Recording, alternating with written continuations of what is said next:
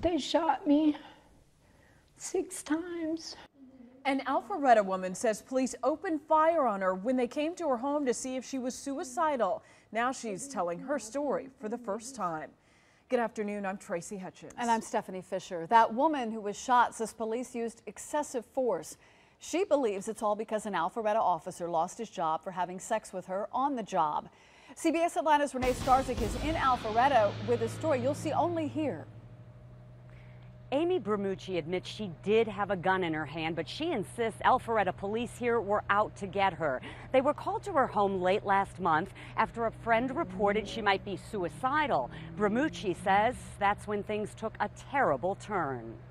I was asleep, and then the next thing I know, I heard my door being broken down, and I was scared, and I didn't know what was going on.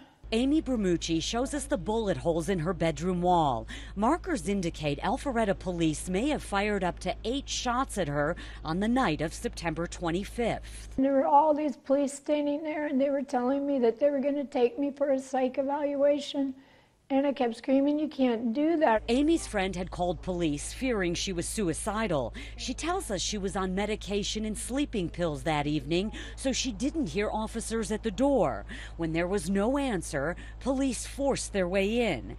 Amy ran upstairs and grabbed her gun she says was not loaded. She says that's when police opened fire. I don't think they needed to shoot me 6 times. I think there's non-lethal weapons. I mean, they could have pounced on me, they could have attacked me, they could have, tackled me. Amy showed us her gunshot wounds. She spent more than a week in intensive care. She thinks officers shot her in retaliation after she reported she was having sex with Lieutenant Dan Drislinski, a 17-year veteran with Alpharetta's K-9 unit. He resigned before the department could fire him. They didn't have to shoot me 6 times. So I think this is all part of the conspiracy. I think it's all part of the whole thing with Lieutenant Drislinski. The case is now in the hands of the GBI, so Alpharetta police cannot comment, but did release a statement saying, "We are confident the investigation underway will bring forth the true facts of the incident." Scared. They scare me now.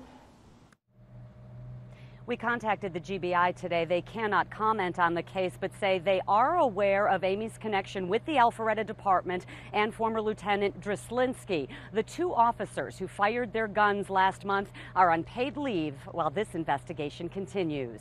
We are live in Alpharetta. Renee Starzik, CBS Atlanta News.